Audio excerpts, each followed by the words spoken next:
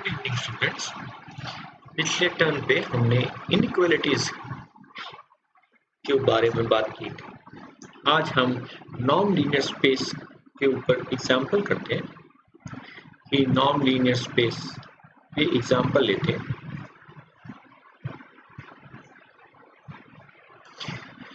कि show that Rn space is complete। ये जो स्पेस है ये कंप्लीट है। इसको करने से पहले हम कुछ टर्म्स जो है हमको चाहिए होती है, जैसे यहाँ पर कंप्लीट स्पेस है, इससे हमारा क्या मतलब है, हम इसको रिवाइज करते हैं। हमने पढ़ा हुआ है थर्ड ईयर में, फिर भी हम इसको दोबारा देखते हैं। हमने पहले पढ़ा था कि एवरी नॉन linear space is a metric space, कि हर नॉन लीनियर स्पेस मैट्रिक स्पेस होता है। अंडर द नॉर्म कि हमने ये dxy कैसे डिफाइन किया था, ऐसे डिफाइन किया था, norm of x minus y की तरह। ये क्या कहलाता है, dxy distance between the points, distance between the points x and y, x और y के बीच में जो डिस्टेंस है वह कहलाता है। तो इसका मतलब norm of x minus y क्या हुआ, distance between the points x and y, है ना। तो इससे नॉर्म ऑफ x क्या मतलब बना, ये हुआ, इसको लिख सकते हैं नॉर्म ऑफ x माइनस 0। तो ये क्या हुआ, डिस्टेंस इस फॉर्म में लिखे, यहाँ पे y 0 है, तो distance of x from 0, from origin, है ना। तो इसका मतलब क्या हुआ, नॉर्म ऑफ x क्या हुआ, distance of x non linear space का एलिमेंट है, लीनियर स्पेस का एलिमेंट है, x is an element of non linear space, linear space का एलिमेंट है, लीनियर स्पेस के एलिमेंट्स को वेक्टर्स कहते हैं। तो distance of the vector, distance of this x from origin. और पिछले क्लास में आपने देखा भी था कि ये जो होता है इसको हम लेंथ ऑफ द वेक्टर भी कह देते हैं, length of vector x।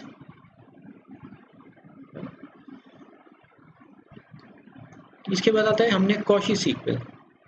Cauchy sequence के बारे में भी हमने पढ़ा हुआ है कि कॉची सीक्वेंस क्या होती है। कॉची सीक्वेंस क्या है, ये सीक्वेंस थर्ड ईयर में भी हमने जब रियल एनालिसिस पढ़ी थी तो उस समय सीक्वेंस xn, उस समय भी यही वाली बात, यहाँ भी यही है, xn is called Cauchy sequence. Cauchy sequence कहते हैं इसको कब, व्हेन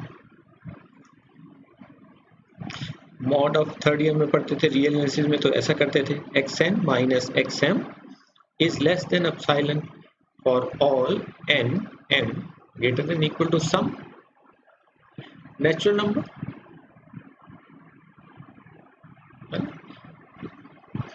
ये वाली बात हम पढ़ते थे।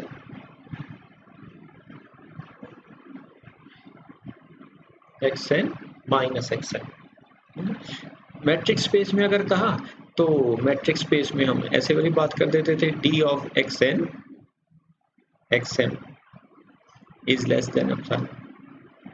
तो यहाँ पर भी यही वाली बात है, dxn xm को हमने नॉर्म की फॉर्म में लिखे तो यह xn minus xm is less than epsilon की बात आती है। इस सीक्वेंस xn हम कहते हैं कि sequence xn is Cauchy sequence in non linear space n when if for every epsilon greater than 0 there exists some n such that norm of xn minus xm is a sequence xn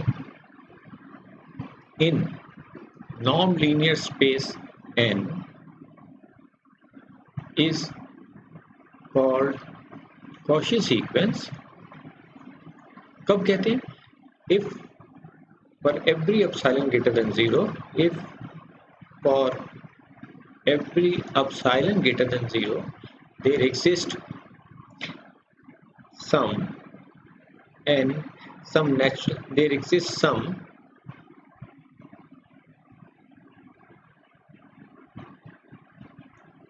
n0 belonging to the set of natural number such that norm of xn minus xm is less than epsilon for all n m greater than equal to n naught. इसके बाद आता है complete matric space के बारे में अगर पढ़ते हैं, क्योंकि मैट्रिक स्पेस यहाँ पे हमारी non linear spaces metric spaces बन जाती है। तो कंप्लीट मैट्रिक स्पेस क्या है? ये matric space is called complete a metric space X is called complete if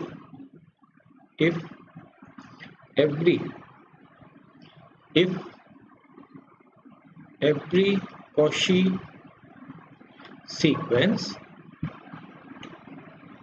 Cauchy sequence in it converges to some point of X element. Matric space के elements को point कहते हैं, point of X। तो ये complete matric spaces क्या होती है? The metric space is said to be complete if every Cauchy sequence in it is convergent and converges to some point of X। तो अब यहाँ पर जो हमारा जो क्वेश्चन था आज कि show that Rn space over the field of real numbers is complete,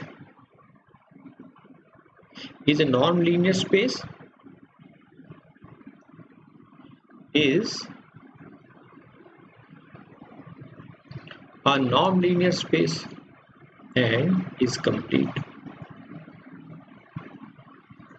तो नॉन लीनियर स्पेस के लिए हमको क्या दिखाना होगा कि norm of x is non negative, norm of x is 0 implies both ways if and only if x is 0। ये n1 property थी हमारी। n2 था norm of x plus y triangle inequality is less than equal to norm of x plus norm of y। और तीसरी property थी हमारी norm of alpha x is less than is equal to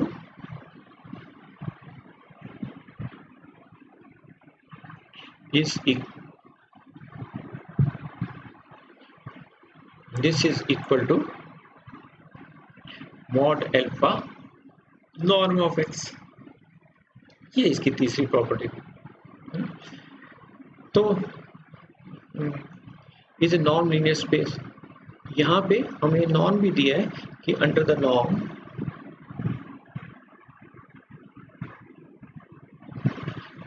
norm of x is equal to sigma i varies from 1 to n modulus of x i का square whole raised to 1/2, जहां x क्या है? is an element of Rn। तो इसका हल करते हैं solution. x is an element of Rn। Rn के एलिमेंट किस प्रकार के होते हैं? Rn के एलिमेंट किस तरह के होते हैं? ऑर्डर्ड n ट्यूपल है। इसका मतलब क्या हुआ? x किस तरह का हुआ?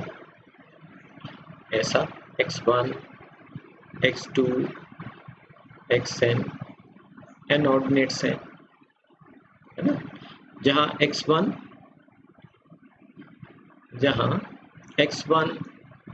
x2 ये xn क्या है? r के एलिमेंट्स हैं। तो पहली बात है, ये हमने नॉर्म डिफाइन किया है, ये हमने फंक्शन डिफाइन किया है। तो नॉर्म ऑफ एक्स क्या है? यह है मॉड ऑफ एक्स आई का स्क्वायर बाई बी। तो नॉर्म ऑफ एक्स हमने इस तरह से डिफाइन किया है। तो हमने ऊपर भी देखा था कि नॉर्म ऑफ एक्स क्या है? Distance of x. नॉर्म क्या है? नॉर्म ऑफ एक्स क्या है? Distance of x from origin, मूल बिंदु से, ओरिजिन से जो है इसका डिस्टेंस है इस पॉइंट का। तो जो क्या होता है, इस फाइनाइट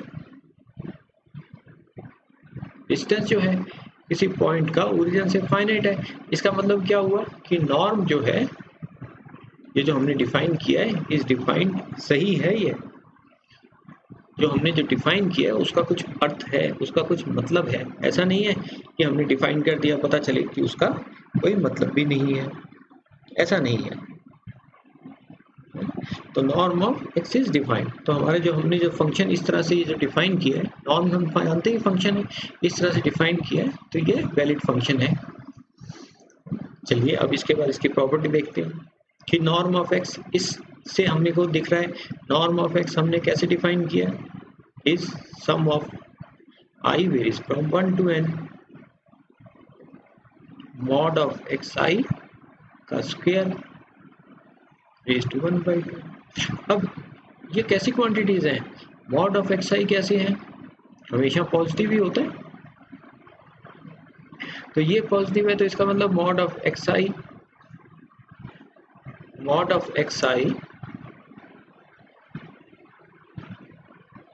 का स्क्वायर कैसा होगा? यह भी पॉजिटिव होगा। अगर यह पॉजिटिव है तो सम ऑफ द पॉजिटिव टर्म्स, अगर पॉजिटिव टर्म्स को जोड़ोगे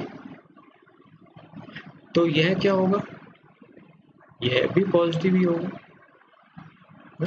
तो इसका मतलब क्या हुआ? इसमें इसका पॉजिटिव के रूट लें, sigma i varies from 1 to n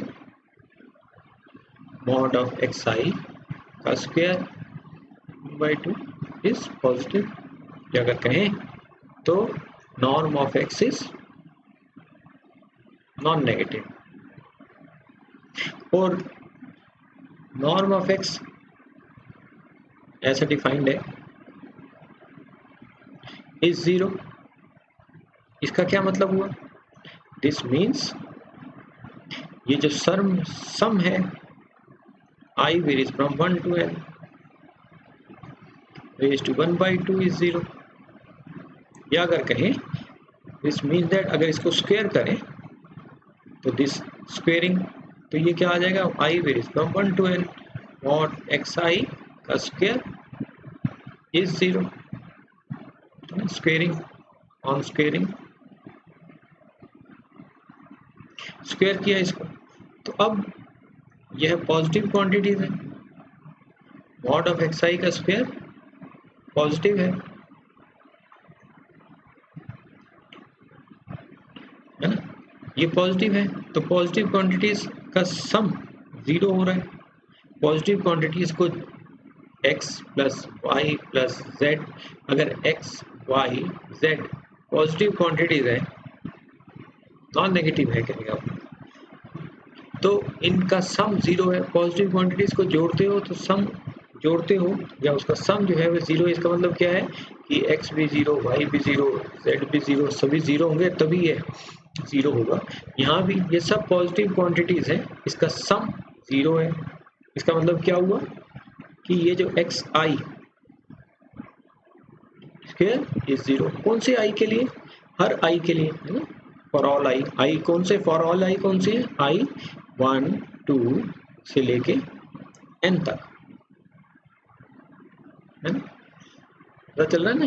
ये वाली चीज लिखी है। इसका मतलब क्या है? मॉड ऑफ x1 का square plus mod of x2 का square plus mod of xn का स्क्वायर, यह 0 है। पॉजिटिव क्वांटिटीज को जोड़ रहे हो, 0 है। इसका मतलब क्या है कि ये भी 0 है, ये भी 0 है, ये भी 0 है, सब 0 है। इसका क्या मतलब हुआ? अगर यह 0 है तो इसका मतलब क्या हुआ? मॉड xi का स्क्वायर 0 है तो मॉड xi भी 0 होगा। अगर मॉड xi 0 है तो इसका मतलब क्या हुआ, मॉड किसी नंबर का 0 है तो इसका मतलब क्या हुआ, xi 0। तो अगर xi 0 है तो इसका मतलब क्या हुआ, कौन सी आई के लिए, हर आई के लिए, फॉर ऑल आई। तो x1 भी 0 है, ये रहा x1 x2 xn।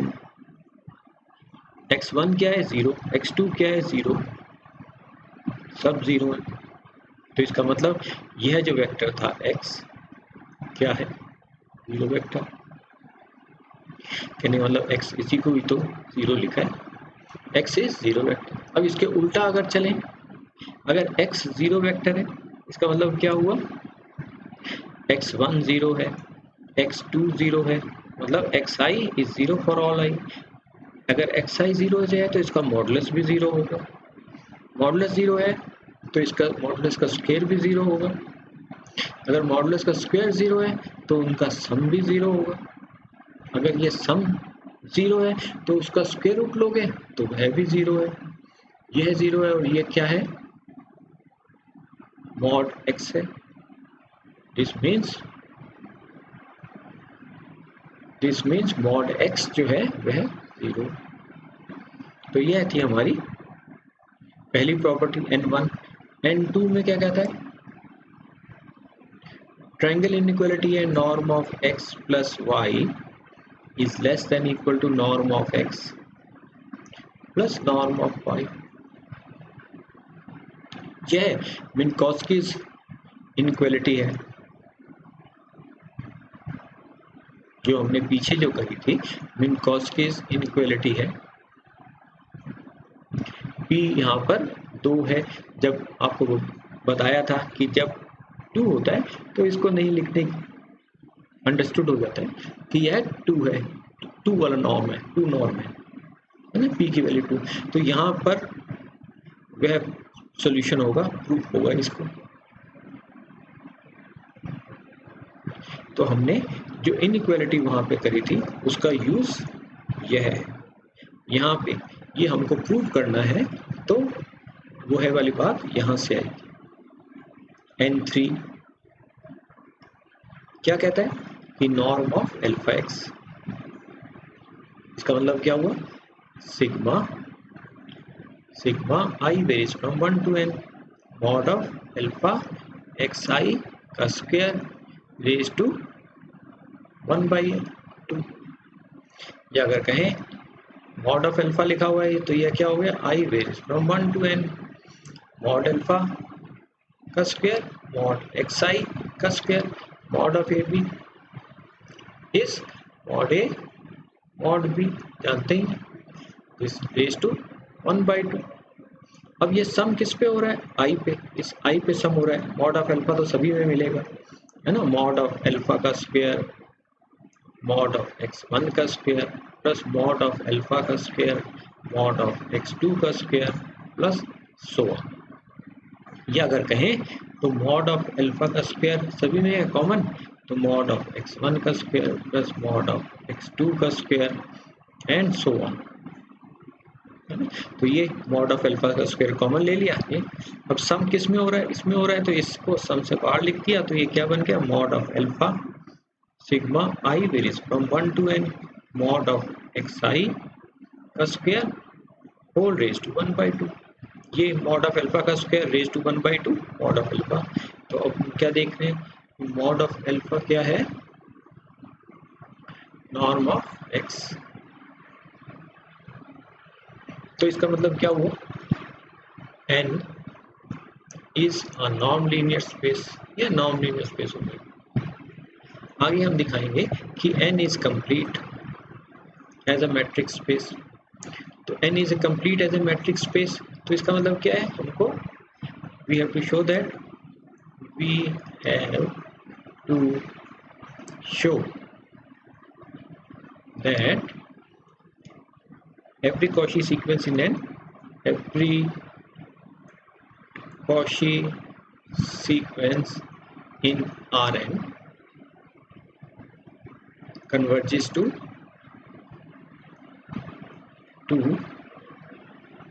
converges to a point of Rn। तो चलिए मान लेते हैं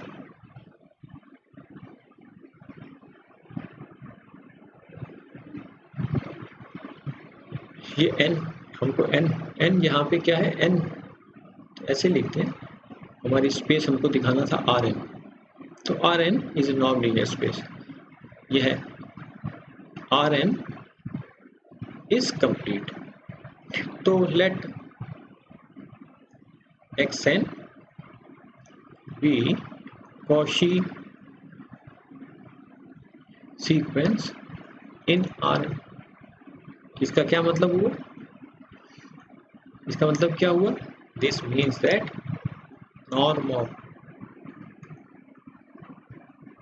xn, xp कर लेते हैं, चलिए xp minus xq is less than epsilon for all pq greater than equal to sum n natural number से बड़े होंगे, कोई नेचुरल नंबर है से बड़े होंगे, इससे हर बड़े नंबर के लिए ये वाली बात होती है। या अगर कहें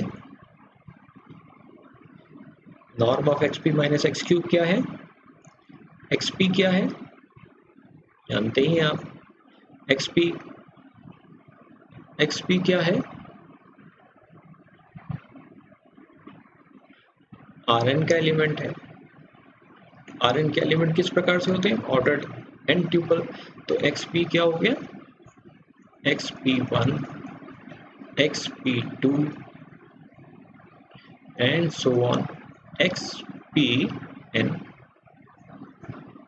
यह हो गया। ये xp1 xp2 यह क्या है, ये Rn का एलिमेंट है, ये R के एलिमेंट्स हैं। यहाँ xp1 xp2 जानते ही हैं, फिर भी ध्यान रहे आपको इसलिए लिख रहा हूँ, अन्यथा कोई जरूरत नहीं है ऐसी।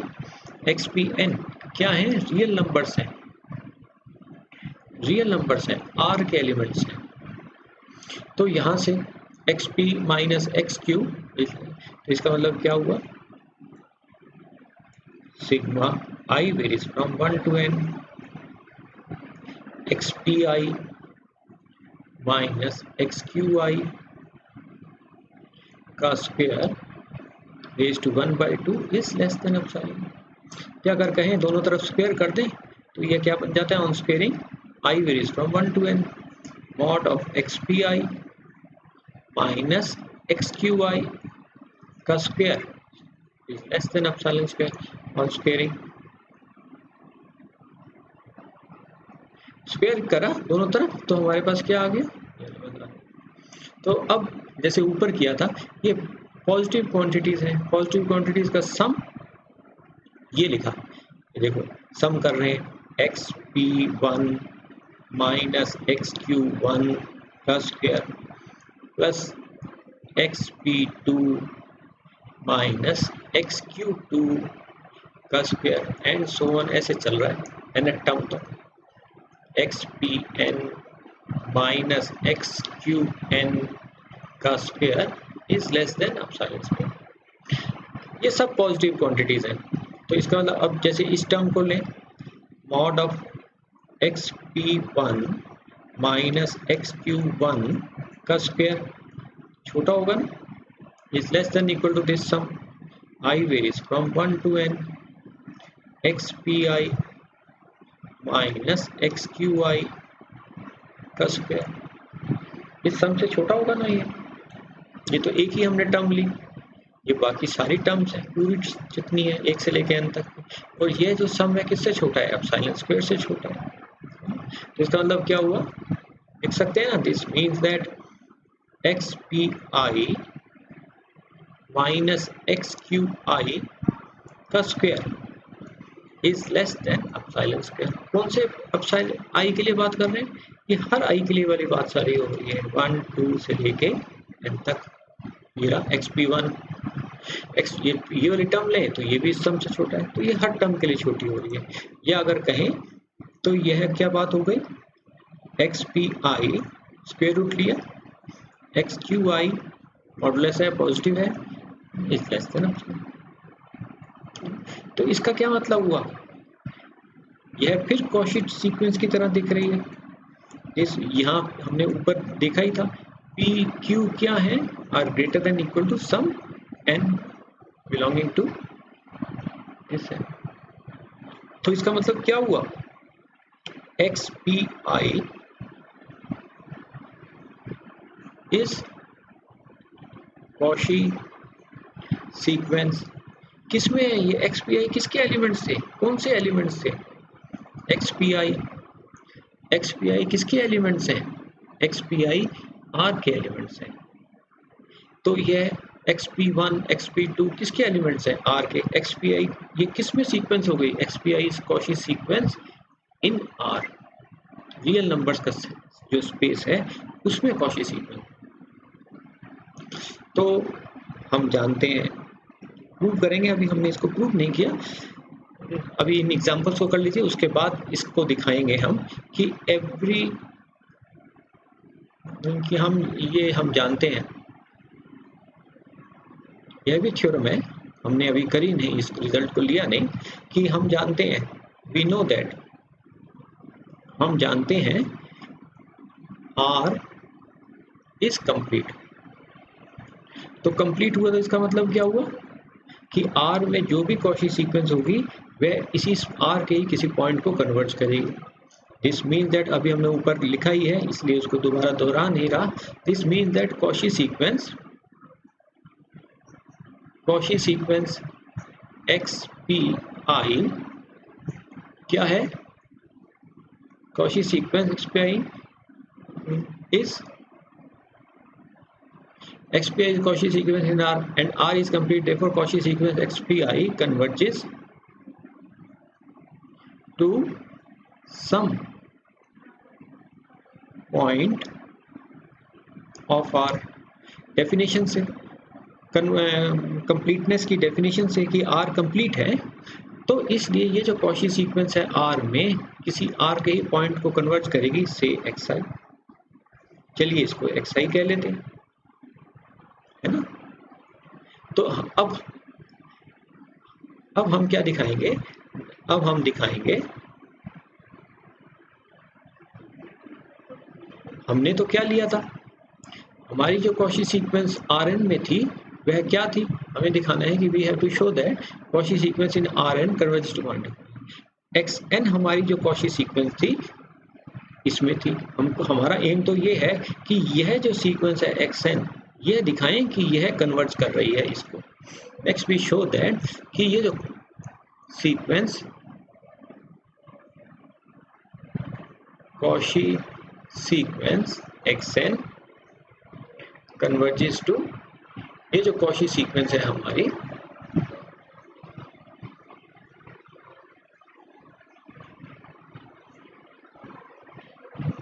यह जो कॉची सीक्वेंस है हमारी,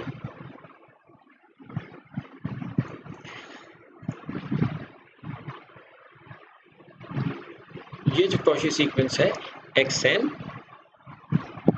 कन्वर्जेस टू x, जहां x क्या है, Rn का एलिमेंट है। कैसा एलिमेंट है, यह से मिलके बना है, x1 x2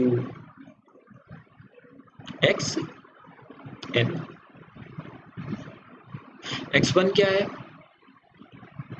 R का एलिमेंट, तो यह x जो होगा वह आप देख रहे हैं किसका एलिमेंट हो जाएगा, Rn का एलिमेंट हो जाएगा, है ना।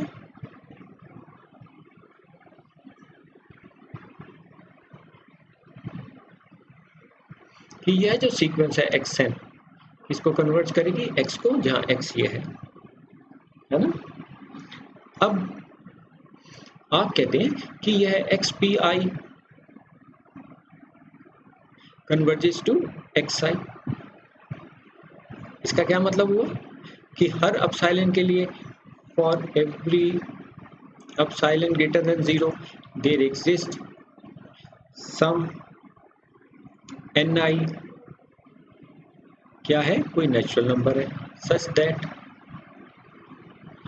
xp norm of x, sorry norm नहीं है, ये तो मॉडुलस है ना, रियल नंबर है,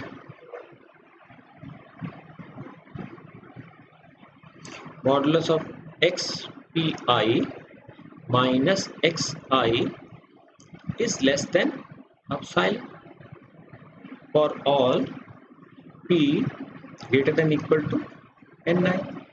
ये वाली बात सबके लिए सही है, फॉर ऑल आई, है ना, XP1, XP2, XP3 सभी के लिए सही है। तो अब हमारा एम क्या रहेगा? देखो अब हमको क्या दिखाना है, हमें क्या दिखाना है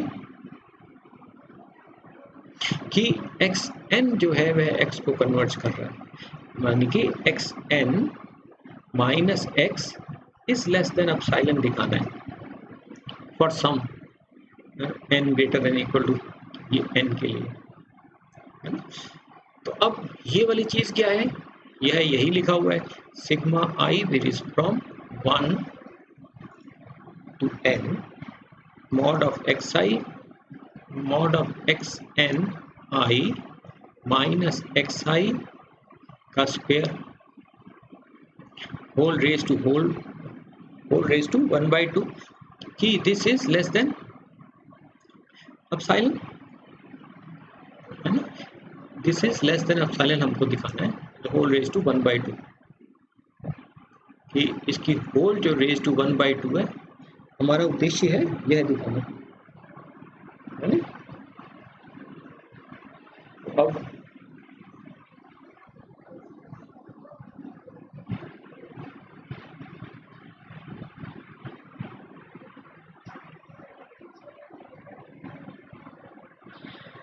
चलिए यही दिखाते हैं।